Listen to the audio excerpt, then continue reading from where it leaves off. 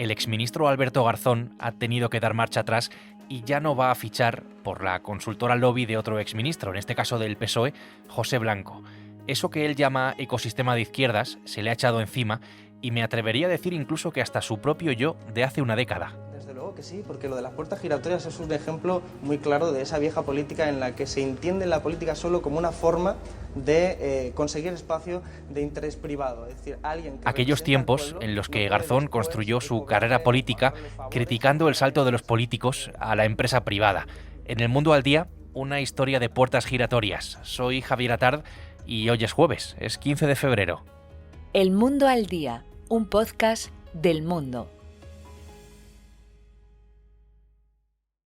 Todos hemos cruzado alguna vez una puerta giratoria, esas puertas tradicionalmente de cristal de 3 o 4 hojas con el eje en el centro para girar, básicamente, que permite un uso simultáneo tanto para entrar como para salir de un sitio. En la política lo utilizamos como expresión, como metáfora de una práctica de algunos de sus más insignes miembros. Carlos Segovia es subdirector y corresponsal económico del Mundo. Hola, Carlos. Hola. Carlos, ¿qué entendemos exactamente por puertas giratorias? Puertas giratorias es una forma peyorativa de hablar de políticos que cuando han ocupado responsabilidades públicas pasan a trabajar en empresas sobre las que han podido tener alguna influencia cuando gobernaban. Entonces, pues para evitar que haya conflictos de intereses, pues hay leyes de incompatibilidades que curiosamente el partido de Alberto Garzón ha sido de los más partidarios de endurecer, pues justamente para que no se produzcan estos saltos que a los ciudadanos les puede preocupar, ¿no? Porque puede haber un tráfico de influencias que haga que la competencia entre empresas pues no sea justa, ¿no? Bueno, esto es lo que son las puertas giratorias, pero hay que ir a la raíz, hay que ir a explicar por qué estamos hablando exactamente de puertas giratorias.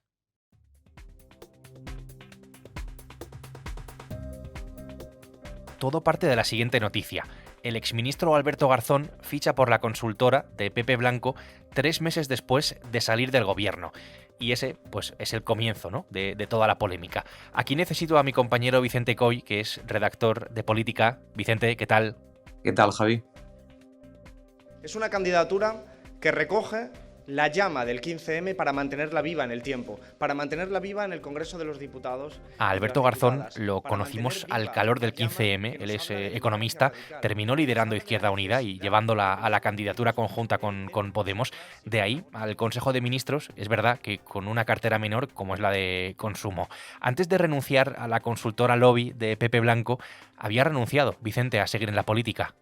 Básicamente lo que hizo fue aprovechar su salida del Ejecutivo. Hay que recordar que él es el primer ministro comunista que tiene el Consejo de Ministros en este periodo democrático, para sincronizar tanto su salida del gobierno como de la Dirección Federal de Izquierda Unida, de la que llevaba al frente pues desde 2016, es decir, 7 años. Entonces quiso acompasar, quiso que su salida fuera doble y renunciar definitivamente a esa primera línea política en la que llevaba desde 2016 como coordinador federal de Izquierda Unida, desde 2019 como ministro de Consumo, que bueno, aunque tampoco ha tenido un gran perfil en el gobierno ni un papel muy destacado, pues bueno, estar al frente de un ministerio siempre acaba desgastando al final de una legislatura, y él no estuvo exento de polémicas, a pesar de que el Ministerio de Consumo no fuera uno de los puntales ni de los ministerios más destacados de la anterior legislatura de Pedro Sánchez. ¿Qué pensaríais si os dijera que el consumo excesivo de carne perjudica nuestra salud individual y también nuestro planeta? Estoy preocupado. Una de esas grandes polémicas sobre el consumo de carne. Con la campaña Menos carne, más vida, Pedro Sánchez tuvo que salir incluso al paso con esa frase ya casi para la historia de el chuletón al punto es imbatible. Pero también polémicas sobre las macrogranjas, sobre los límites a la publicidad del juego. De ahí, de todas esas polémicas, a asumir la dirección de Prospectiva Geopolítica en su nuevo trabajo, casi asumir. Carlos, la consultora de José Blanco, el exministro de José Luis Rodríguez Zapatero, se llama Acento Public Affairs SL, Acento Asuntos Públicos. Blanco es el socio fundador, Alfonso Alonso, exministro del Partido Popular, con Mariano Rajoy es el presidente. Solo esos dos ejemplos. Carlos, ¿quién está detrás de Acento?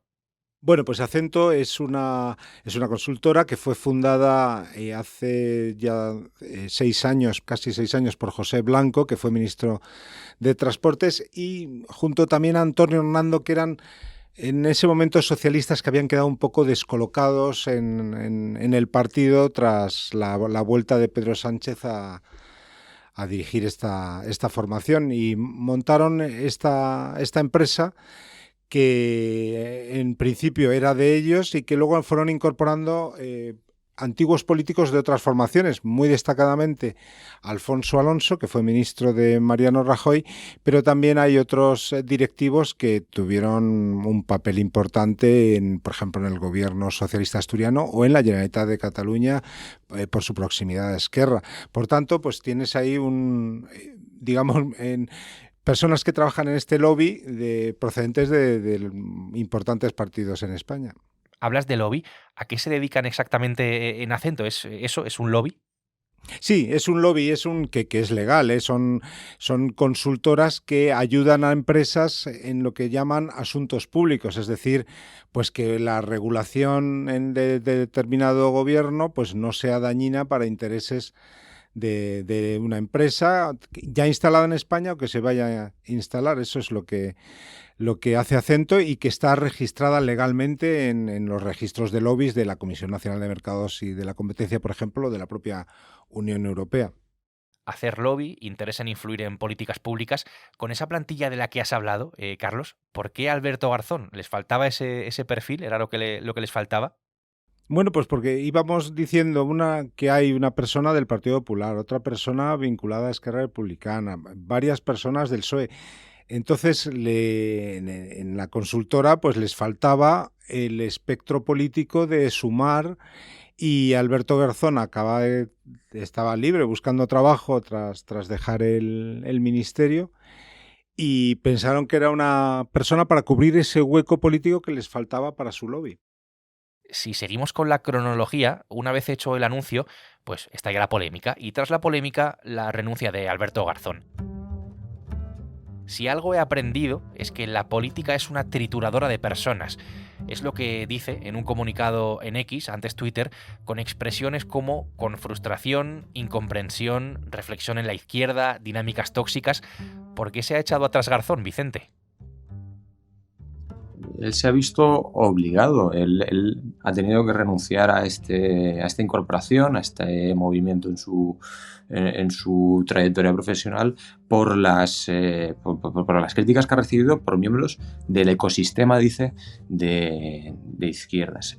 ¿Por qué lo hace? La justificación que él explica en su comunicado tiene que ver sobre todo con una cuestión electoral, en plena batalla intestina, con Sumar por un lado, Podemos por otro, y que bueno, hay que recordar que todo esto llega a escasos 4 días de las elecciones en Galicia, donde bueno, esta fragmentación de la izquierda parece que no va a traer un buen resultado ni para Yolanda Díaz y Sumar, ni para lo que queda de Podemos en este territorio. Entonces, bueno, Alberto Garzón lo justifica en esto, en que no quiere perjudicar con este movimiento y con esta incorporación al espacio que un día comandó y que tanto ha criticado y ha perseguido este tipo de dinámicas y de llamadas puertas giratorias de aquellos cargos públicos que abandonan la primera línea y acaban en consejos de administración o como es este caso, pues en Acento. Gracias por saber estar donde hay que estar. Atrás quedaron esos momentos en los que Yolanda Díaz le felicitaba a Garzón por estar donde hay que estar, cuando ella presentó su proyecto fuera de Podemos, cuando presentó Sumar, de ahí este momento. Díaz no se ha pronunciado públicamente sobre este movimiento. Sí lo han hecho, por ejemplo, Pablo Echenique, destacando lo orgulloso que está de ser de Podemos, como un recado a Garzón, o Pablo Iglesias. Sí, yo creo que las críticas más rotundas y más sonoras han llegado por parte de Pablo Iglesias, tanto en redes sociales como en el medio que dirige.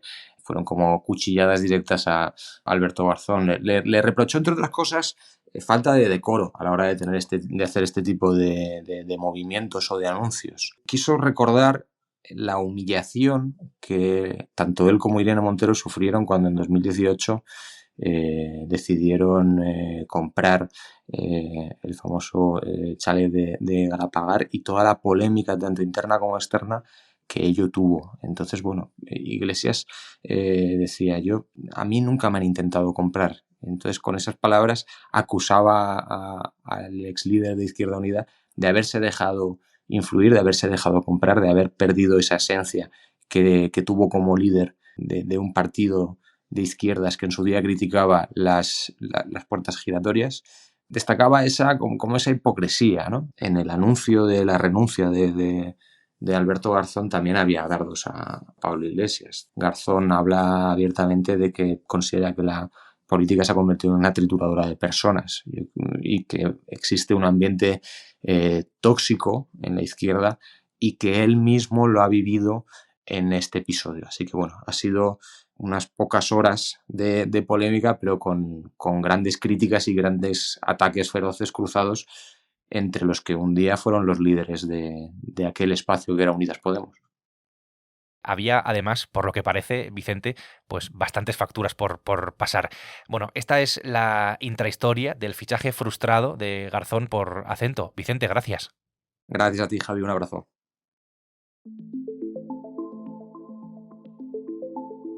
La transparencia siempre ayuda, pero creo que no resuelve el problema matriz de este. De hecho, las puertas giratorias es el pico del iceberg, debajo hay mucho más. Es decir, cuando tenemos un caso tan claro como el ministro de Defensa o como puede ser el del propio Aznar cuando es consejero de Endesa o lo fue... Alberto Garzón tiene múltiples declaraciones en entrevistas como esta de La Sexta contra las puertas giratorias, con lo cual él, con esa petición a la Oficina de Conflictos de Intereses para trabajar en la consultora de Pepe Blanco, pues es casi más víctima de sus propias palabras que de la incomprensión de la izquierda que él mismo denuncia. Carlos, alrededor de todo esto, ¿qué normas regulan este tipo de movimientos del cargo público a la empresa privada?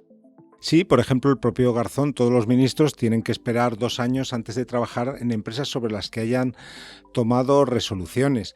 ¿Qué ocurre? Que en este caso, al ser una consultora, pues Garzón pensó que no iba a tener ningún problema con la Oficina de Conflictos de Intereses y probablemente iba a ser así. Lo que sucede es que una cosa es lo legal y otra cosa es lo estético, y entonces para Garzón ha recibido muchas críticas por parte de sus antiguos compañeros porque es que la izquierda ha hecho una bandera de las puertas giratorias. Entonces pues ha sido, en fin, la contradicción era patente.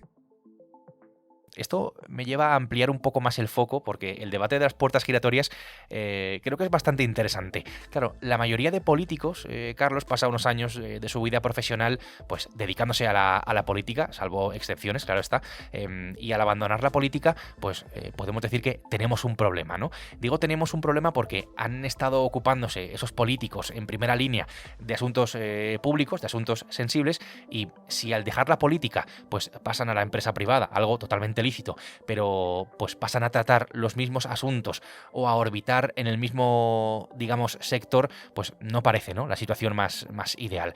La cuestión es a qué se pueden dedicar o a qué deben dedicarse los políticos, pues básicamente cuando dejan la política, o a qué no deben dedicarse, casi, mejor dicho. ¿Hasta qué punto es común, Carlos, que aquellos que han tenido cargos importantes pues acaben trabajando en empresas privadas o empresas públicas también en algún caso que tienen relación con el cargo que acaban de desempeñar? Esto nos lleva a un debate que sería importante en España sobre qué hacer con los políticos que tienen derecho a mantener una carrera profesional, y que también es bueno, creo yo, que la política no sea una profesión, sino que sean profesionales que están un tiempo prestando servicio público y que luego puedan volver a trabajar. ¿Qué ocurre? Que se ha hecho tal montaña de las puertas giratorias que los propios políticos tienen problemas para volver a trabajar. Hay un caso muy llamativo, que es el del antiguo ministro de Fomento, el Íñigo de la Serna, que es ingeniero de caminos, y sin embargo no podía volver a su profesión porque no podía trabajar en ninguna constructora ni ingeniería, pues todavía había tomado decisiones sobre ellas.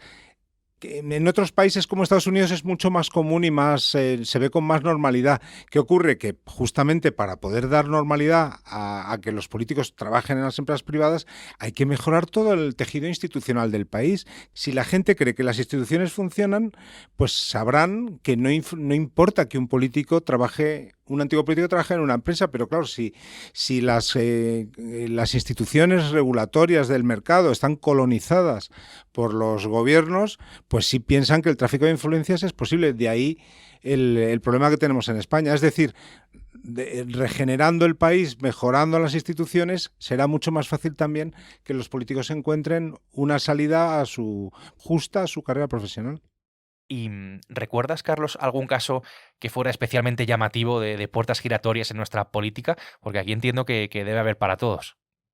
Bueno, ha habido muchos casos de ministros, sobre todo en el sector energético. Pues Elena Salgado, que fue vicepresidenta primera del gobierno, pues pasó inmediatamente a trabajar para Endesa, pero justamente para no incumplir la ley fue a trabajar a una filial en Chile de Endesa. O sea, siempre se buscan vías. Pues Ángela Cebes, por citar un caso del Partido Popular, pues pasó de ministro también a trabajar para Iberdrola. Todos ellos con legalidad, o sea, tuvieron el permiso de la Oficina de Conflicto de Interés. Pero de nuevo, pues una cosa es lo legal y otra cosa es lo que pueda preocupar a los ciudadanos, pues por estética. Carlos, gracias por esta conversación, gracias por ayudarnos a entender cómo funciona esta parte de la política y del día después de dejarla. Gracias. Muy bien, pues gracias.